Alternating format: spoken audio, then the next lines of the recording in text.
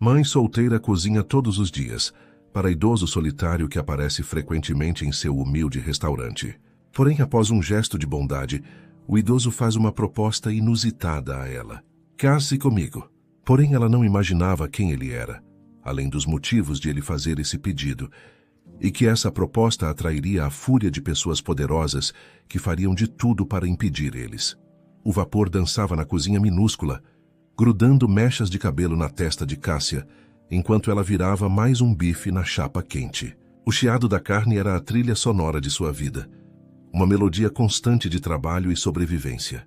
Do lado de fora, no pequeno salão do Cantinho do Sabor, o barulho dos talheres e das conversas na hora do almoço formava o refrão. Para Cássia, aquele caos era sua zona de conforto, o lugar onde ela se transformava de uma mãe solteira, preocupada em uma cozinheira eficiente, cujas mãos, embora marcadas por pequenas queimaduras e calos, criavam pratos que traziam sorrisos aos rostos dos clientes. Ela tinha 26 anos, mas sentia o peso de 40 em suas costas. Cada dia era uma maratona. Acordava antes do sol, preparava o café da manhã para sua pequena Sofia, de 5 anos, e a deixava na casa de uma vizinha, Dona Lourdes, que cuidava dela em troca de um valor simbólico e almoços diários. Depois era uma corrida para o restaurante, onde ela não era apenas a cozinheira. Quando o movimento apertava, ela amarrava um avental limpo por cima do sujo de gordura e ia servir as mesas. No final do dia, quando o último cliente ia embora, eram suas mãos que esfregavam o chão e limpavam os banheiros. O restaurante pertencia à Dona Elvira, uma senhora de quase 80 anos, cujas articulações rangiam mais que a porta da frente. Ela se sentava em uma cadeira de balanço perto do caixa, mais como uma figura decorativa do que uma gerente. Naquela tarde, enquanto Cássia limpava o balcão, a velha senhora suspirou, um som frágil como o de folhas secas. Este lugar já me deu o que tinha que dar. Minha filha, disse ela com os olhos perdidos nas paredes amareladas. Meus ossos doem. Meus filhos querem que eu venda. Dizem que preciso descansar. O coração de Cássia gelou, um pedaço de gelo no meio do calor da cozinha. Ela parou de esfregar e olhou para a senhora. Vender, Dona Elvira? Mas e o restaurante? É isso que eles querem vender, o ponto. O novo dono provavelmente vai reformar tudo, talvez até demitir os funcionários para trazer gente nova. A senhora olhou para Cássia com uma ternura triste.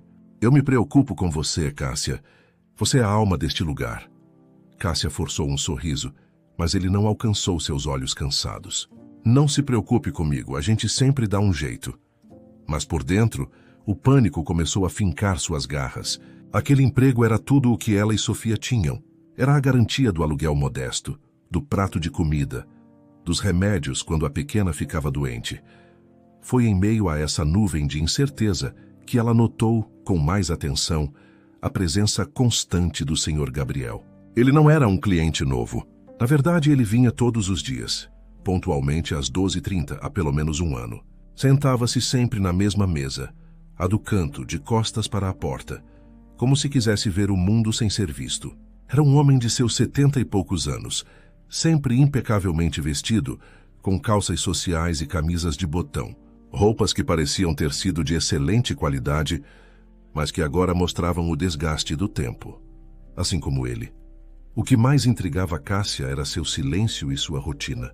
Ele nunca olhava o cardápio, apenas esperava que ela se aproximasse, e então dizia com uma voz baixa e polida: "O picadinho, por favor, com bastante caldo." E era só. Durante toda a refeição ele comia devagar, metodicamente, com os olhos fixos em um ponto invisível na parede à sua frente. Havia uma solidão em seu olhar que doía em Cássia. Não era a solidão de quem está simplesmente sozinho. Era uma solidão profunda, antiga, como uma casa abandonada, cheia de ecos. Por um impulso que ela mesma não entendia, Cássia começou a cuidar dele.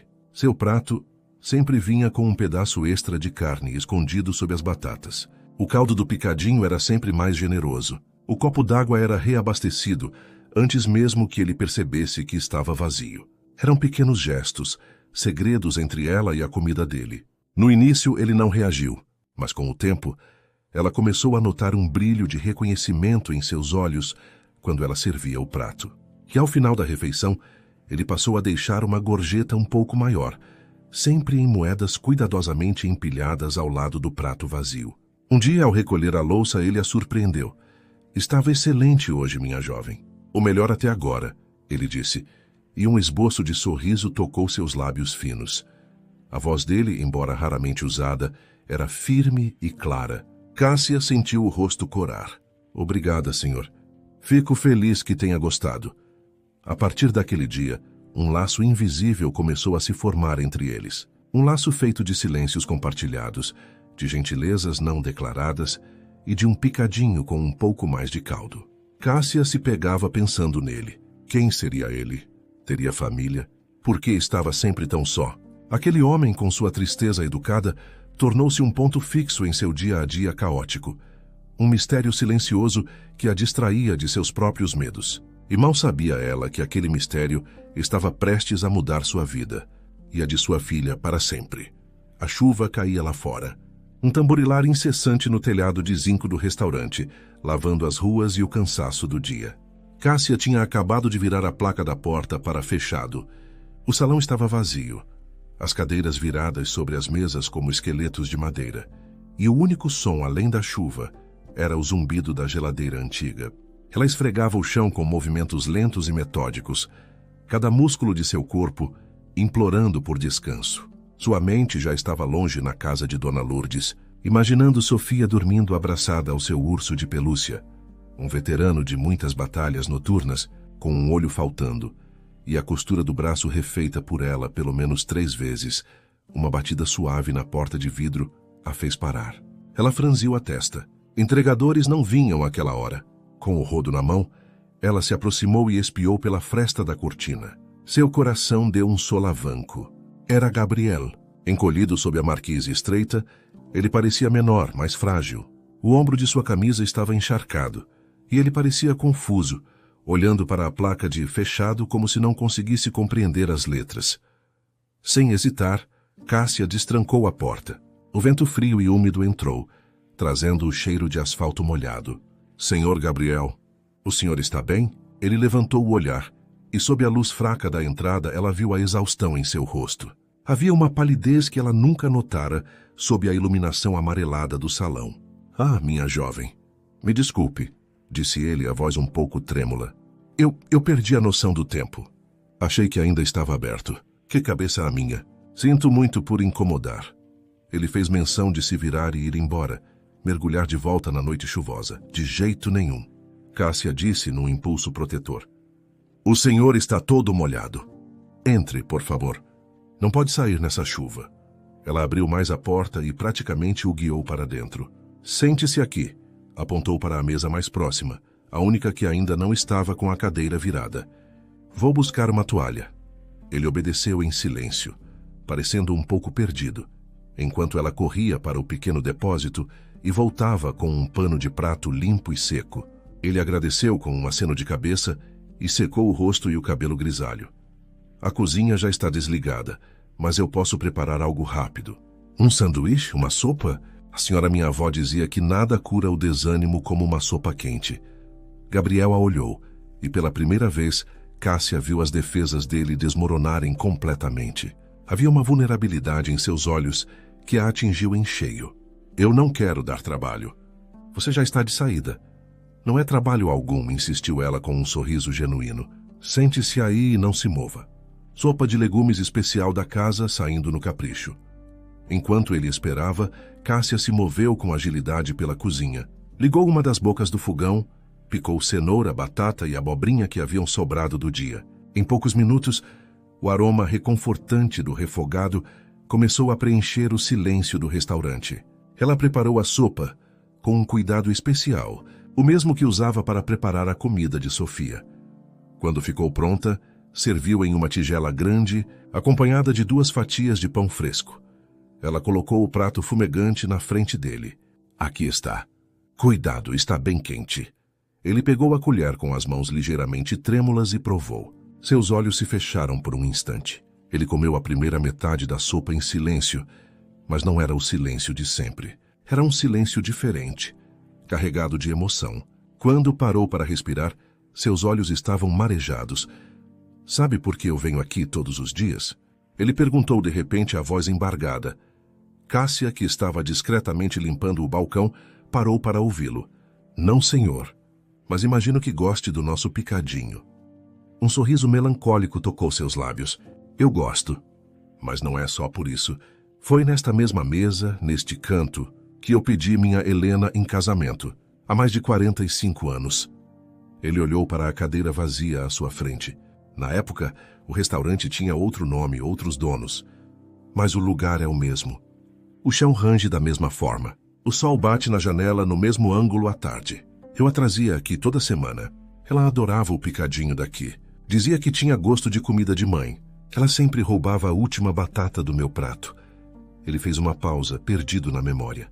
Quando ela se foi, há 5 anos, o mundo perdeu a cor. A comida perdeu o gosto. Um dia, andando sem rumo, passei por aqui. Vi que o restaurante ainda existia. Entrei por impulso e pedi o prato que ela tanto amava. E por um momento, só por um momento, foi como se eu pudesse ouvi-la rir de novo. Vir aqui se tornou meu ritual. É a única hora do dia em que a solidão não parece tão pesada. Cássia sentiu um nó se formar em sua garganta. Toda a tristeza silenciosa daquele homem agora tinha um nome. Helena. Eu sinto muito, ela sussurrou, com o coração apertado de compaixão. Ele a olhou, os olhos úmidos, mas agradecidos. Obrigado. E você, minha jovem? Com essa bondade toda, aposto que tem alguém especial esperando em casa. Cássia sorriu, um sorriso genuíno e iluminado, que transformou seu rosto cansado. Tenho, sim. O meu bem mais precioso. Ela secou as mãos no avental, pegou a carteira na bolsa e tirou uma foto gasta com as bordas dobradas. Esta é a Sofia, minha filha. Na foto, uma menina de Maria Chiquinha e sorriso banguela abraçava com força um urso de pelúcia velho e remendado. Gabriel pegou a foto com um cuidado reverente. Ela é linda, se parece com você. Ela é a minha força. Tudo o que eu faço é por ela. Amanhã, inclusive, é o aniversário dela. 5 aninhos. 5 anos. Uma idade mágica, disse Gabriel pensativo, devolvendo a foto. Eles conversaram por mais um tempo. Cássia falou sobre as manias de Sofia, sobre como ela adorava desenhar e cantarolar. Gabriel ouvia com uma atenção que Cássia raramente recebia de alguém. Quando a chuva diminuiu, ele se levantou. Eu aprendi aqui por muito tempo. Me desculpe. Não se desculpe. Foi uma honra ouvir sua história, senhor Gabriel. A honra foi minha, disse ele. E obrigado pela sopa. Estava divina. No dia seguinte, Cássia viveu a mesma rotina de sempre, mas algo estava diferente. A imagem do senhor Gabriel, vulnerável e sincero, não saía de sua cabeça. Perto da hora de fechar, quando ela já se preparava para a limpeza, a porta do restaurante se abriu. Era ele. Mas desta vez ele não caminhou para sua mesa no canto. Ele parou no meio do salão e em suas mãos segurava uma caixa enorme, embrulhada em papel de presente colorido. Eu sei que já é quase a sua hora, disse ele, um pouco sem jeito. Não vim para comer, eu só queria entregar isso. Ele estendeu a caixa para ela. Cássia olhou da caixa para o rosto dele, confusa. O que é isso? É para a aniversariante. Um passarinho me contou que o assistente dela está precisando de uma aposentadoria. Com as mãos trêmulas, Cássia pegou a caixa. Era pesada. Ela rasgou o papel cuidadosamente e abriu. Lá dentro, aninhado em papel de seda, estava o urso de pelúcia mais lindo que ela já vira. Era grande, fofo, de um tom de caramelo com olhos de botão brilhantes e um laço de fita no pescoço. Era o tipo de presente que ela via nas vitrines dos shoppings e que sabia que jamais poderia comprar. As lágrimas que ela segurou na noite anterior vieram com força. Ela olhou para Gabriel, a visão embaçada, o coração transbordando de uma gratidão tão imensa que mal cabia no peito. Não era apenas um urso, era um gesto de quem a via, de quem entendia sua luta, de quem se importava. E, naquele momento, Cássia soube que sua amizade com aquele senhor solitário era um presente tão valioso quanto o que ela segurava em seus braços. Os meses que se seguiram àquele aniversário transformaram a rotina. A amizade entre Cássia e Gabriel floresceu, regada por conversas diárias e uma confiança mútua que se aprofundava a cada prato de picadinho servido. Gabriel já não era apenas o cliente silencioso do canto. Era o amigo que perguntava por Sofia pelo nome, que ouvia com paciência as preocupações de Cássia sobre a possível venda do restaurante. Às vezes ele trazia um chocolate para a menina, que Cássia guardava para entregar no final do dia. Sofia, por sua vez, já o conhecia como o moço do urso gigante, um título que fazia Gabriel sorrir com uma genuinidade que parecia rejuvenescer seu rosto. Certo dia, Cássia teve que levar Sofia ao restaurante por 1 hora, entre a saída da escola e a chegada de Dona Lourdes. A menina sentou-se quieta em um banquinho perto do caixa, desenhando em um guardanapo com um giz de cera. Gabriel, terminando sua refeição, aproximou-se dela com passos lentos. "Olá, pequena artista", disse ele, a voz suave. "O que está desenhando?" Sofia, sem um pingo de timidez, mostrou o papel. "É o Barnabé", disse ela, apontando para um borrão marrom. "Ele é meu urso novo. Ele disse que gosta muito de você." Gabriel colocou a mão sobre o coração, como se atingido por uma flecha de ternura. "Fico muito feliz em saber disso. Diga a ele que o sentimento é recíproco." Ele olhou para Cássia, que observava a cena com um sorriso, e havia uma admiração profunda em seu olhar. Ele via nela uma força que não se curvava, uma bondade que não pedia nada em troca. E foi naquele dia que uma ideia que vinha germinando em sua mente fincou raízes de vez. Uma semana depois, o tom de Gabriel mudou. Havia uma seriedade em seu semblante quando ele terminou de comer. "Cássia", começou ele, dobrando o guardanapo com uma precisão metódica, "preciso lhe pedir um favor e fazer uma proposta." Cássia parou de limpar a mesa ao lado. "Claro, Gabriel." "O que foi?" "Eu tenho observado você há muito tempo. Sua dedicação, sua honestidade são qualidades raras. Acredito que você merece muito mais do que o medo constante de perder este emprego." Ele fez uma pausa, os olhos fixos nos dela. "Eu tenho uma oportunidade de emprego para você. Algo que pode mudar sua vida e o futuro de Sofia para sempre. Mas não é algo que possamos discutir aqui. Você poderia me encontrar amanhã à tarde neste endereço?" Ele lhe estendeu um cartão elegante, com um endereço digitado em letras sóbrias. Não havia nome nem telefone, apenas o local. A esperança, uma visitante rara, começou a bater no peito de Cássia. Um emprego de verdade, talvez como cozinheira particular. A ideia de ter estabilidade, de poder dar a Sofia um quarto só para ela, era um sonho quase doloroso de tão intenso. Eu não sei o que dizer." "Claro que sim, Gabriel. Estarei lá." No dia seguinte, Cássia pediu a Dona Elvira para sair 2 horas mais cedo.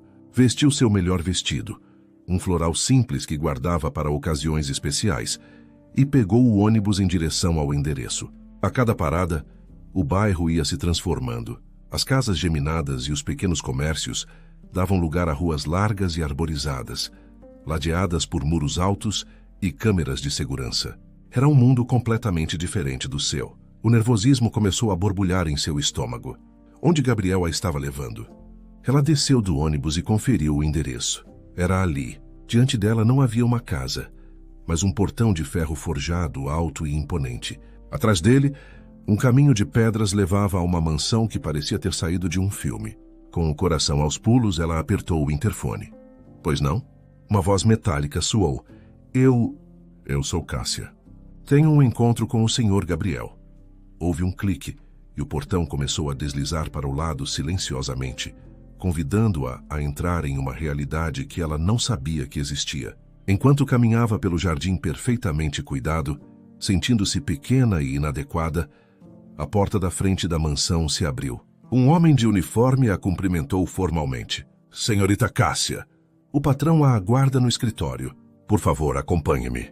O interior era ainda mais impressionante. O chão de mármore refletia a luz de um lustre de cristal que pendia a 2 andares de altura. Havia quadros a óleo nas paredes e um silêncio vasto que ecoava a solidão que ela sempre vira nos olhos de Gabriel. O homem a guiou até uma porta dupla de madeira escura e bateu levemente. "Entre." A voz de Gabriel soou de dentro. Ela entrou. O escritório era forrado de livros do chão ao teto. Gabriel estava sentado atrás de uma mesa maciça de mogno, mas levantou-se assim que ela entrou.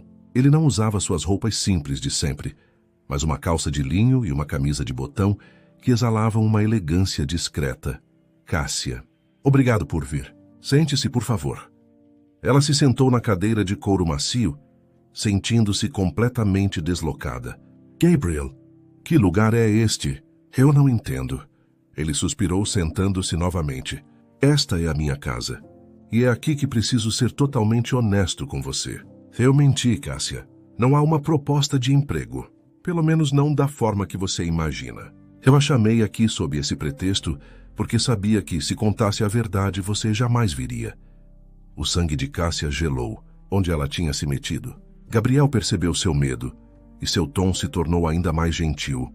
Por favor, não se assuste. Minhas intenções são as melhores. Como eu lhe contei, minha esposa Helena se foi. O que eu não lhe contei é que construímos juntos um império e que temos uma família grande. Filhos, netos. Mas eles não me veem, Cássia. Eles olham para mim e tudo que enxergam é um cofre, um testamento, uma herança. Eles se preocupam com o valor das minhas ações, não com o valor das minhas memórias. Eu vivi uma vida de trabalho duro para construir tudo isso.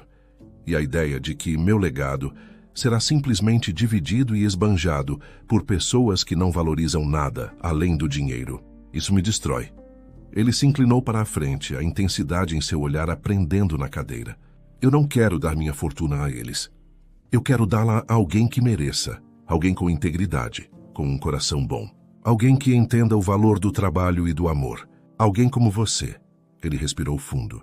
Cássia, eu quero que você se case comigo. O mundo parou.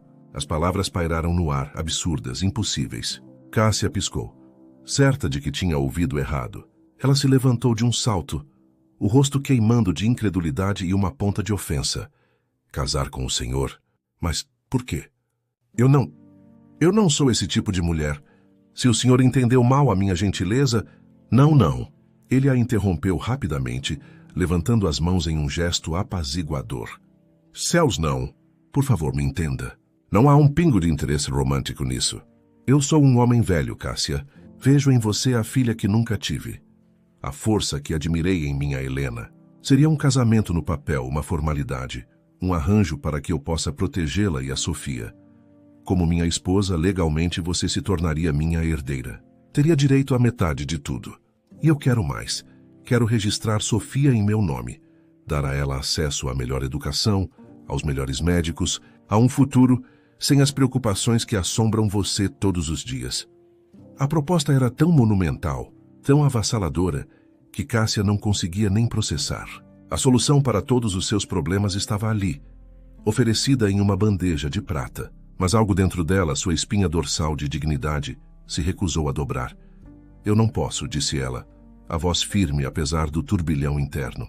Eu agradeço, Gabriel. Do fundo da minha alma, eu nunca vou esquecer essa oferta. Mas eu não posso aceitar. A minha vida é simples, mas é minha. Eu conquisto o pão da minha filha com o meu suor. Não posso me vender. Gabriel a encarou por um longo momento. Cássia esperava decepção, talvez irritação. Em vez disso, os cantos de seus lábios se curvaram em um sorriso genuíno e cheio de admiração. Eu sabia, disse ele quase num sussurro. Eu sabia que você diria isso. É exatamente por isso que eu a escolhi. Sua integridade vale mais do que toda esta casa. Ele se levantou e caminhou até ela. A proposta não tem prazo de validade, Cássia. A vida é imprevisível. Apenas saiba que, aconteça o que acontecer, você tem em mim um amigo e um protetor. Se precisar de qualquer coisa, a porta desta casa estará sempre aberta. Cássia saiu daquela mansão como se estivesse flutuando. O mundo lá fora parecia o mesmo, mas nada era igual. O segredo do homem solitário do restaurante era agora seu. E junto com ele, o peso de uma escolha que ela jamais imaginou ter que fazer. A vida de Cássia continuou, mas um filtro invisível havia mudado a cor de seus dias. O chiado da chapa, o aroma do alho dourando, o peso da bandeja, tudo era o mesmo, mas ela se movia por seu mundo com a consciência de outro. Cada vez que Gabriel entrava no restaurante, ela não via mais apenas o senhor solitário, mas o homem que vivia em uma mansão e que lhe oferecera metade de seu mundo. A amizade dele se aprofundou nessa honestidade não dita. Ele nunca mais tocou no assunto do casamento, e ela, por sua vez, nunca mencionou a visita à sua casa. Era um pacto de silêncio, mas seus olhares trocavam volumes. Ele via a dignidade dela em cada prato que ela servia, e ela via a solidão dele, agora sabendo o quão vasta e dourada era a gaiola em que ele vivia. Essa estranha paz, no entanto, estava destinada a ser quebrada. Que a perturbação chegou numa terça-feira chuvosa, na forma de um homem que ela pensou ter apagado de sua vida para sempre. O sino da porta soou, e um cliente com um guarda-chuva preto entrou, sacudindo as gotas no capacho. Cássia, de costas, terminando um pedido, disse mecanicamente: "Boa tarde, seja bem-vindo. Eu sabia que te encontraria aqui", disse uma voz. Não era uma voz qualquer. Era a voz. A mesma que sussurrou promessas em seu ouvido anos atrás. A mesma que disse "eu te amo", com uma facilidade assustadora. A mesma que nunca mais atendeu suas ligações depois que ela disse, trêmula, a palavra grávida. Cássia se virou lentamente. Edson. Ele estava diferente, mas o mesmo. Mais velho, com algumas linhas de expressão ao redor dos olhos, mas o mesmo sorriso fácil. O mesmo cabelo cuidadosamente arrumado. O mesmo charme predatório que um dia a havia capturado. "O que você está fazendo aqui, Edson?" Ela perguntou a voz baixa e cortante, o pano de prato em sua mão torcido com força. "Cássia, uau, você está ainda mais bonita." Ele deu um passo à frente, o sorriso ensaiado no rosto. "Eu sei que não tenho o direito. Sei que fui um covarde, um moleque. Não há um dia nos últimos 5 anos em que eu não tenha me odiado por ter fugido. Mas as pessoas mudam, Cássia. Eu mudei, eu amadureci. E eu só quero uma chance. Não para mim, para ela. Eu soube que tenho uma filha. Eu quero conhecê-la." O discurso era perfeito, polido pela prática, mas Cássia via através dele. Ela via o mesmo egoísmo de sempre, agora vestido com um manto de falso arrependimento. "Você não tem direito a nada", ela sibilou. "Você abriu mão desse direito há 5 anos. "Legalmente talvez não", ele retrucou, o sorriso vacilando por um segundo. "Mas ela é meu sangue. Eu não quero tirar nada de você. Só quero vê-la, saber como ela é. Deixe-me ser um pai para ela, Cássia. Por favor." O restaurante estava cheio. Os olhares curiosos começavam a se virar para eles. Cássia sentiu o rosto queimar. A última coisa que queria era uma cena. Com o maxilar travado, ela tomou uma decisão. "Aqui não. E não sem mim." Sábado às 3 da tarde no parquinho da Praça Central. 1 hora, nem 1 minuto a mais. Ela se virou e marchou para a segurança de sua cozinha, o coração batendo descontrolado, não de paixão antiga, mas de um medo visceral. A sombra que ela tanto temia havia encontrado seu caminho de volta. O encontro no parquinho foi um exercício de tensão. Edson chegou com um presente caro, uma boneca que falava e andava, grande demais para os braços de Sofia. A menina, agarrada à perna de Cássia, olhou para o estranho com desconfiança. "Oi, princesa", disse Edson, agachando-se com um sorriso forçado. "Eu sou um amigo da sua mãe. Trouxe isso para você." Sofia olhou para a boneca, depois para a mãe, buscando aprovação. Cássia apenas assentiu, os braços cruzados, uma leoa vigiando seu filhote. A hora seguinte foi torturante. Edson tentava puxar conversa, fazer piadas, mas suas tentativas eram vazias, desprovidas da paciência e do carinho genuínos de um pai. Ele parecia mais interessado em desempenhar um papel do que em conectar-se com a criança à sua frente. Enquanto esse drama pessoal se desenrolava, outro, mais silencioso e fatal, acontecia em paralelo. Gabriel, o ponto de estabilidade na vida de Cássia, parou de aparecer no restaurante. No primeiro dia ela achou estranho, no segundo ficou preocupada, no terceiro, a preocupação deu lugar à angústia. Ela não tinha seu telefone, apenas o cartão com o endereço da mansão. Sem pensar 2 vezes após o expediente, ela pegou o ônibus e foi até lá. O mesmo portão se abriu, mas desta vez o ar parecia mais pesado. Foi o mordomo quem a atendeu. O rosto uma máscara de tristeza profissional. "O patrão não está se sentindo bem, senhorita. Mas ele deixou ordens para que a senhorita pudesse entrar a qualquer momento." Ele a guiou, não para o escritório, mas para uma ala diferente da casa. Em um quarto amplo, com vista para o jardim, Gabriel estava deitado em uma cama que parecia grande demais para seu corpo encolhido. Ele estava pálido, a pele quase translúcida, e um acesso de tosse sacudiu seu corpo frágil quando ela entrou. "Cássia." Ele sussurrou, a voz um fiapo. Ela correu para o seu lado, os olhos se enchendo de lágrimas. "Gabriel, o que aconteceu? Por que não me avisou?" "Não queria preocupá-la", disse ele, tentando um sorriso que se transformou em uma careta de dor. Mas não há mais como esconder. Os médicos não me deram muito tempo. Ele respirou fundo, buscando forças. É um câncer no pâncreas, já em estado avançado. Poucos meses, talvez semanas. Aquelas palavras caíram sobre Cássia como uma sentença. O único pilar de bondade e segurança em sua vida estava ruindo.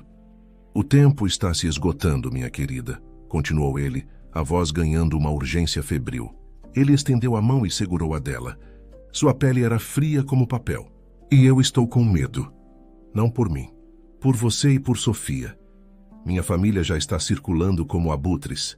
E eu soube, ouvi uma conversa, que eles descobriram sobre você e sobre aquele homem. Seu ex-namorado. Ele apertou a mão dela. Meu instinto me diz que ele não apareceu por acaso. O cheiro de oportunidade atrai gente desse tipo. Eles podem usá-lo contra você, Cássia. Podem tentar tirar Sofia de você. O pânico que ela sentiu no restaurante voltou com força total. As peças do quebra-cabeça se encaixaram de forma aterrorizante. Eu lhe imploro, disse Gabriel, os olhos suplicantes. Aceite minha proposta. Não por mim, não pelo dinheiro, pela proteção. Deixe-me usar o que construí para erguer um muro ao redor de vocês duas. Deixe-me ir em paz, sabendo que a filha que aprendi a amar e a neta que meu coração adotou estarão seguras. Por favor, Cássia, diga que sim. As lágrimas escorriam pelo rosto de Cássia. Ela olhou para aquele homem bom e generoso, definhando em sua cama, cuja única preocupação era com o bem-estar dela. Pensou na incerteza do seu emprego, no sorriso falso de Edson, no medo de perder sua filha, seu orgulho, sua recusa teimosa. Tudo pareceu tão pequeno, tão insignificante diante daquela realidade brutal. Aquilo não era se vender. Era aceitar a armadura oferecida por um amigo no leito de morte para poder lutar na guerra que se aproximava. Sim, ela sussurrou, a voz embargada. Eu aceito, Gabriel. Eu aceito. O alívio no rosto dele foi tão profundo que pareceu tirar um pouco de sua dor. 3 dias depois, a cerimônia aconteceu. Não houve vestido branco, nem festa.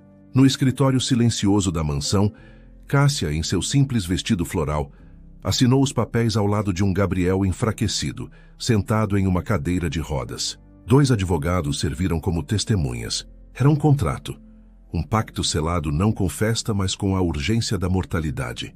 Assim que as assinaturas secaram, Gabriel pegou o telefone e, com a voz firme, deu as ordens finais à sua equipe jurídica, ditando as cláusulas precisas e incontestáveis de seu novo testamento. Cássia saiu do escritório, legalmente casada com um dos homens mais ricos do país. Ela não se sentia rica. Sentia-se como uma soldada vestindo uma armadura pesada, ouvindo ao longe o som dos tambores de guerra. A decisão estava tomada, e as consequências estavam prestes a chegar. A notícia do casamento de Gabriel não chegou à sua família como uma surpresa. Chegou como uma declaração de guerra. Roberto, o filho mais velho, recebeu a ligação de um dos advogados da família enquanto estava em uma reunião do conselho de uma das corporações que seu pai fundara. Ele ouviu a notícia sem alterar a expressão fria e calculista, agradeceu polidamente ao advogado e desligou.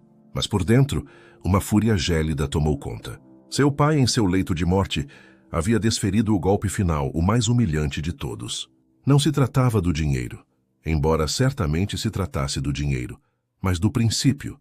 Ele, Roberto, o herdeiro aparente, o cérebro por trás da expansão dos negócios nos últimos 20 anos, estava sendo trocado por uma cozinheira.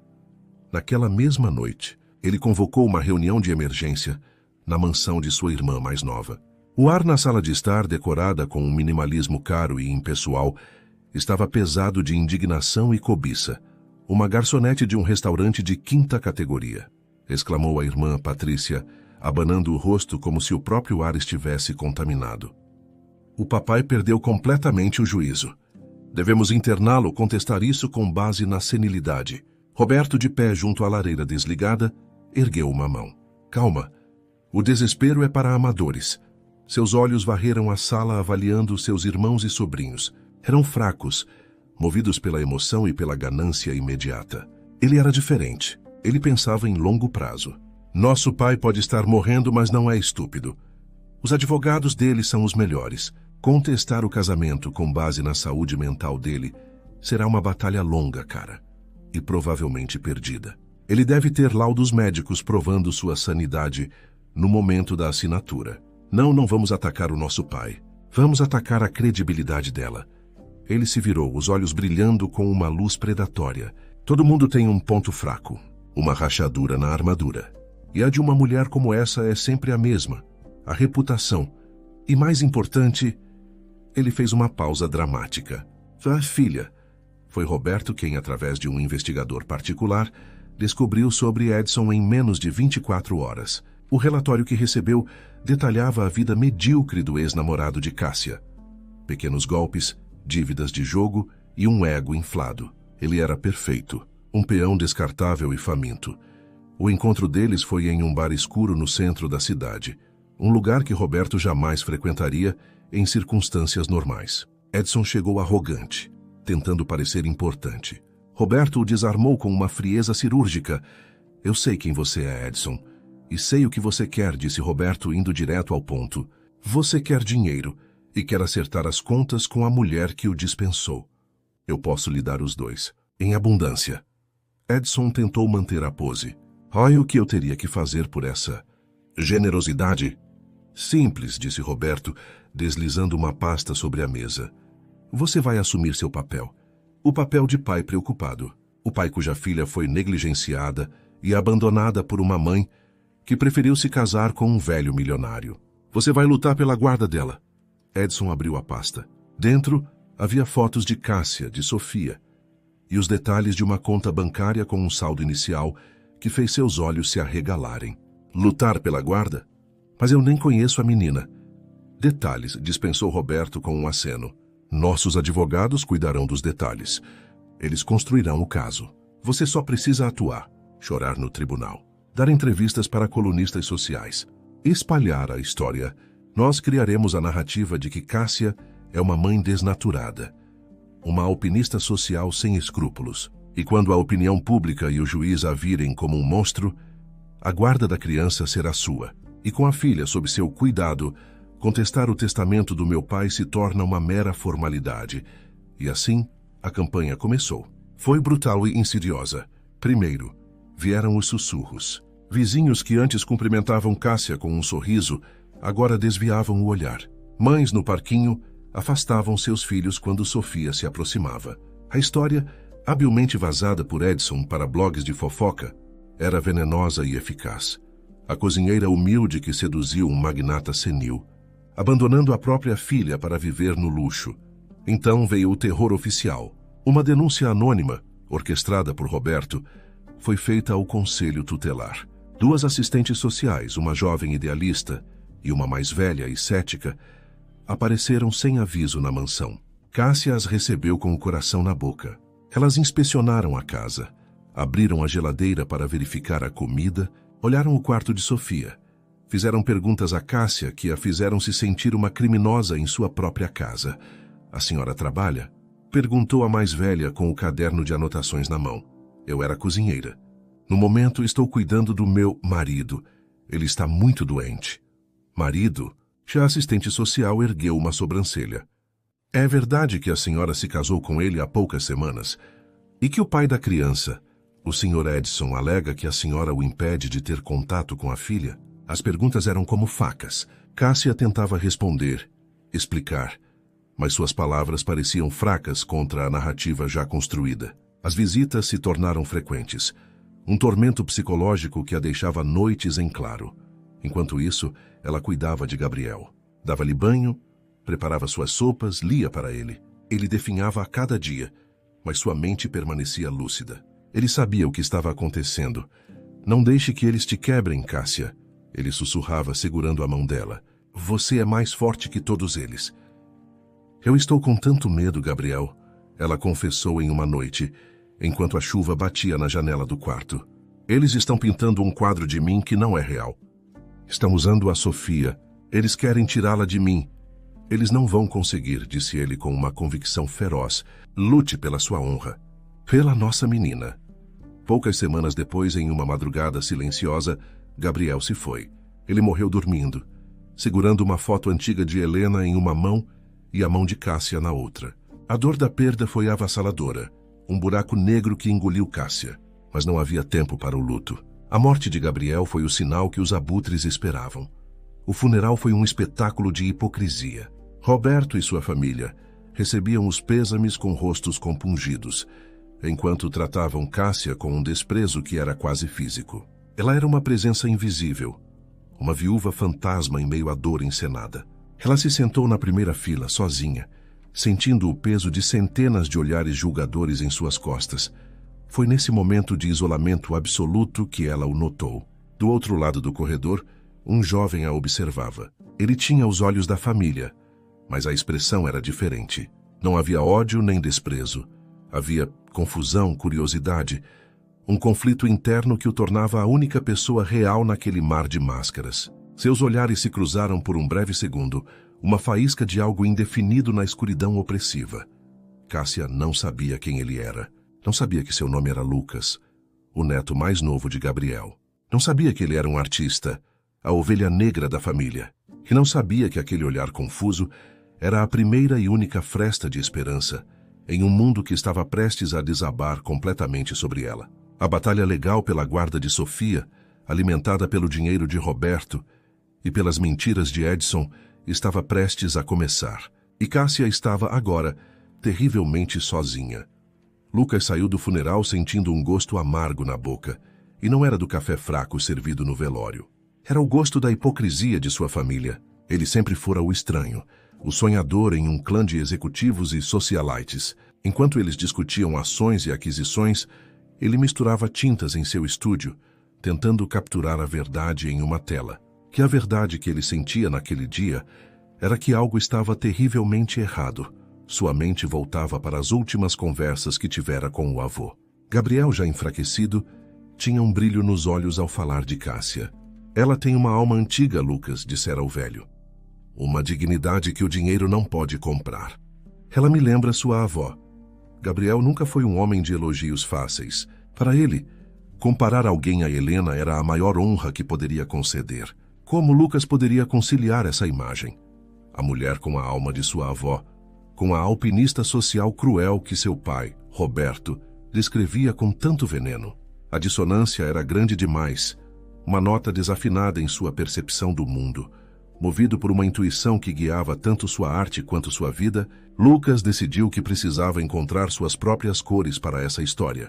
Ele pegou seu carro, um modelo antigo e modesto que destoava da frota de luxo de sua família, e dirigiu para o outro lado da cidade, para o bairro que Cássia chamava de lar.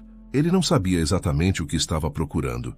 Talvez um traço de verdade nas ruas cinzentas, uma pista da mulher que seu avô tanto admirava.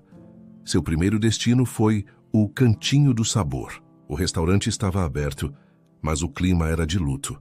Dona Elvira, a proprietária, estava sentada em sua cadeira de balanço, os olhos vermelhos. Lucas entrou sentindo-se um intruso. Ele pediu um café e com cuidado começou a conversar. Com licença, senhora, disse ele, a voz suave. Eu era um conhecido de um dos clientes daqui, um senhor chamado Gabriel. Os olhos de Dona Elvira se encheram de lágrimas frescas. Ah, o seu Gabriel, um homem de ouro. E o que fizeram com a minha Cássia? É uma maldade sem tamanho. O coração de Lucas acelerou. A senhora conhece bem a Cássia? Dona Elvira soltou uma risada amarga, sem humor. Se eu conheço. Menino, eu vi aquela garota se matar de trabalhar aqui por 6 anos. Chegava antes de todo mundo, saía por último. Cozinhava, servia, limpava, e tudo com um sorriso no rosto. E a filha, aquela menina era a luz do sol dela. Cássia passava fome se fosse preciso. Mas a pequena Sofia nunca ficou sem um iogurte ou uma fruta. Golpista? A única coisa que Cássia golpeou na vida foi um bife na chapa. Aquela mulher é a pessoa mais íntegra que eu já conheci. O testemunho era tão visceral, tão genuíno, que abalou Lucas. Ele passou o resto da tarde no bairro, conversando com as pessoas. Falou com o dono da padaria, que contou como Cássia sempre comprava pão amanhecido, mais barato para si mesma, mas levava o pão fresco para a filha. Encontrou Dona Lourdes, a vizinha que cuidava de Sofia. A mulher, uma senhora robusta e de fala direta, quase o expulsou quando ele mencionou o nome de sua família. Vocês deveriam ter vergonha, disse ela, apontando um dedo para o peito dele. Virem aqui com seus carros chiques para destruir a vida de uma boa moça. Eu cuidei da Sofia desde bebê. Você sabe o que eu via todo santo dia? Uma mãe exausta, com olheiras fundas, mas que sempre tinha um beijo e uma história para contar para a filha na hora de dormir. Você acha que uma golpista perde o sono quando a filha tem febre? Pois a Cássia perdia. Cada conversa era uma pincelada, pintando um retrato de Cássia, que era o oposto absoluto da caricatura monstruosa criada por sua família. A verdade, Lucas percebeu, não estava nos escritórios de advocacia, mas ali naquelas ruas simples, nos corações das pessoas que realmente a conheciam. Com a alma pesada de vergonha por sua família e o coração cheio de uma nova convicção, ele foi até a mansão. Cássia o recebeu na porta. Ela parecia um fantasma assombrando sua própria casa, os olhos fundos e a postura curvada pelo peso do luto e do medo. Quando viu Lucas, seu rosto se fechou em uma máscara de hostilidade. "O que você quer?" disse ela a voz rouca. "Veio pegar o que sobrou?" "Não", disse Lucas, mantendo uma distância respeitosa. "Eu vim me desculpar pela minha família e dizer que eu não acredito em uma única palavra do que eles dizem." Cássia o encarou cética. "E por que eu deveria acreditar em você? Você é um deles." "Meu avô falava de você", continuou ele, ignorando a hostilidade. "Ele disse que você o lembrava da minha avó. Meu avô não era um homem de se enganar. Eu queria que soubesse que alguém acredita em você." Nos dias que se seguiram, Lucas voltou. Ele não ofereceu conselhos legais ou dinheiro. Ele ofereceu sua presença. Sentava-se com ela na vasta sala de estar, e eles ficavam em silêncio, um silêncio que era mais reconfortante do que qualquer palavra vazia. Ele lhe contou histórias sobre Gabriel, sobre suas manias, sobre como o avô o ensinara a ver a beleza nas coisas simples. E Cássia, aos poucos, começou a baixar a guarda. Ela falou de Sofia, de seu medo paralisante de perdê-la. O ponto de virada aconteceu durante uma das visitas das assistentes sociais. Elas chegaram com a mesma atitude fria e inquisidora. Cássia já se preparava para mais uma hora de tortura quando a campainha tocou. "Era Lucas. Estou interrompendo?" Ele perguntou casualmente, entrando na sala. Ele cumprimentou as duas mulheres com um aceno educado. "Lucas, neto de Gabriel. Eu estava apenas passando para ver como minha tia Cássia está se saindo."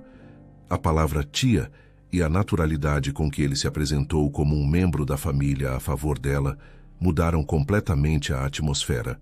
As assistentes sociais trocaram um olhar desconfortável.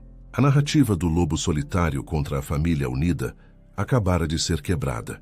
Lucas sentou-se no sofá durante toda a entrevista, quieto, apenas observando. Sua presença era um escudo silencioso, e as perguntas, pela primeira vez, foram menos acusatórias, mais protocolares. Quando elas foram embora, Cássia olhou para Lucas. As lágrimas que ela vinha segurando finalmente escapando.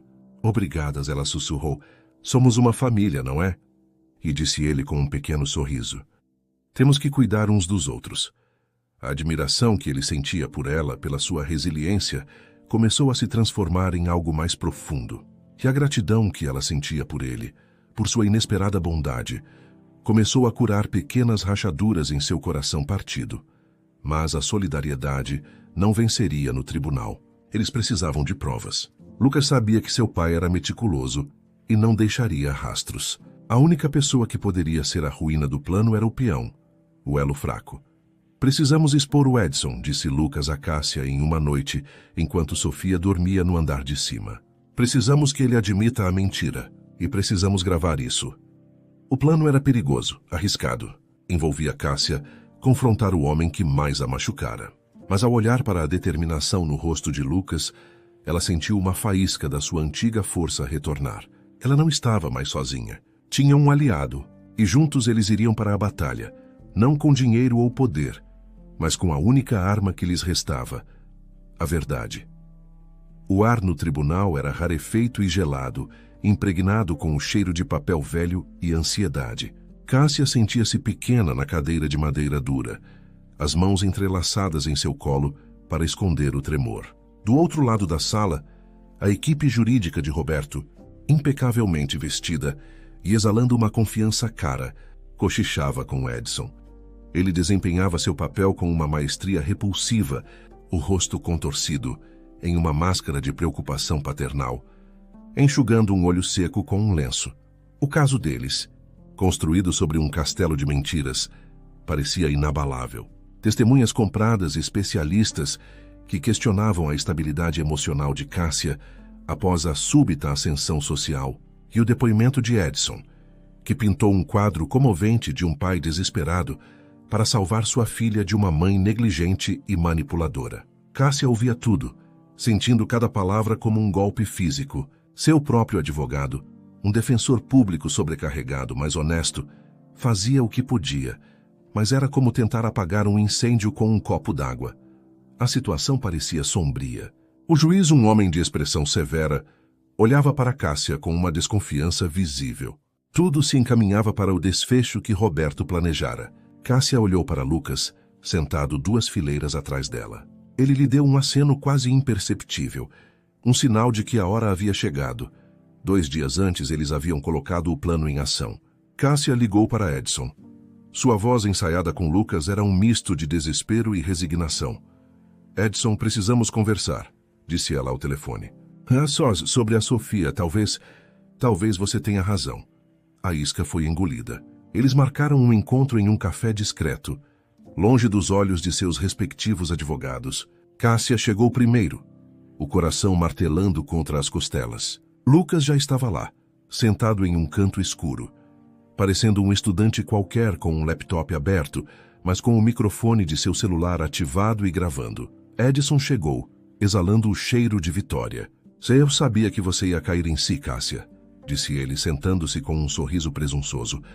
Eu não quero perder minha filha, disse Cássia, a voz trêmula, uma mistura de atuação e medo genuíno. O que você quer para parar com isso? Dinheiro? Eu não tenho muito, mas... Edson riu, uma risada curta e cruel. Dinheiro? Ah, querida, isso não é mais sobre o dinheiro que você pode me dar. Isso é sobre o dinheiro que eles vão me dar. E é muito.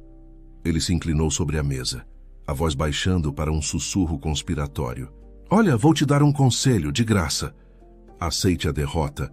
Quando tudo isso acabar, a família do velho vai me dar uma bolada para sumir do mapa com a menina. Eles não a querem, claro. Eles só querem uma desculpa para anular o testamento. Eu fico com a grana. Você fica sem a pirralha e eles ficam com a herança. Todo mundo sai ganhando. Menos eu, sussurrou Cássia, sentindo o veneno daquelas palavras. Você fez sua escolha quando não quis dividir o bolo comigo lá no início, disse ele, dando de ombros. Agora é tarde demais. Cada palavra, cada risada cínica, cada detalhe do plano sórdido foi capturado pelo microfone do celular de Lucas. De volta ao tribunal, o advogado de Roberto chamou sua última testemunha, o próprio Edson. Ele caminhou até o banco das testemunhas, fez seu juramento e começou seu discurso comovente. Foi então que o advogado de Cássia se levantou. Meritíssimo, a defesa gostaria de chamar uma testemunha surpresa. O senhor Lucas, neto do falecido Gabriel. Houve um murmúrio na sala. Roberto fuzilou o filho com os olhos, uma mistura de choque e fúria. Lucas caminhou calmamente até o banco das testemunhas. Senhor Lucas, começou o advogado, o senhor tem conhecimento de alguma conspiração para difamar a senhora Cássia e fraudulentamente retirar a guarda de sua filha? Tenho, senhor, respondeu Lucas, a voz clara e firme. Eu tenho provas. O advogado de Roberto saltou da cadeira. Objeção. Isso é um absurdo. Indeferida, disse o juiz, a curiosidade sobrepondo-se à sua severidade. Prossiga. Lucas olhou diretamente para seu pai. A prova que tenho é uma gravação. Uma conversa entre o senhor Edson e a senhora Cássia ocorrida há 2 dias. Com sua permissão, meritíssimo, eu gostaria de reproduzi-la para o tribunal. O que se seguiu foi um silêncio ensurdecedor, quebrado apenas pela voz de Edson, amplificada pelos alto-falantes da sala do tribunal. Sua arrogância, sua confissão cruel, seu desdém pela própria filha, tudo ecoou pelas paredes, expondo a trama em seus detalhes mais sórdidos. A máscara de pai preocupado de Edson derreteu, revelando o rosto de um canalha. O rosto de Roberto tornou-se uma tela em branco, a cor sumindo de sua pele. Quando a gravação terminou, o silêncio permaneceu por um longo momento. O juiz olhou de Edson, que tremia no banco das testemunhas para Roberto e, finalmente, para Cássia. Pela primeira vez ele a viu. Não a caricatura, mas a mulher, a mãe, a vítima. O veredito foi rápido e brutal. O caso contra Cássia foi arquivado com um pedido formal de desculpas do tribunal. Investigações criminais por falso testemunho, conspiração e fraude foram abertas contra Edson e Roberto. Cássia não apenas manteve a guarda de Sofia, mas saiu daquele tribunal com sua honra restaurada e sua dignidade intacta. Na quietude que se seguiu à tempestade, Cássia e Lucas se encontraram. A mansão, antes um lugar de medo e solidão, começou a se transformar em um lar. Ele a ajudou a cuidar do imenso jardim, um lugar que Gabriel amava. Entre o plantio de rosas e a poda de arbustos, eles conversavam sobre arte, sobre sonhos, sobre o futuro. Ela descobriu nele uma alma gentil e criativa. Ele descobriu nela uma força que o inspirava. Uma tarde, enquanto observavam Sofia correr atrás de borboletas no gramado, Lucas pegou a mão de Cássia. Meu avô estava certo, disse ele, olhando nos olhos dela. Ele disse que você tinha a alma da minha avó. Mas eu acho que você tem a sua própria alma, e é a alma mais bonita que eu já conheci. A gratidão que ela sentia por ele, o pilar que a sustentou na escuridão, havia florescido em algo que ela pensou que nunca mais sentiria. Era um amor diferente do primeiro.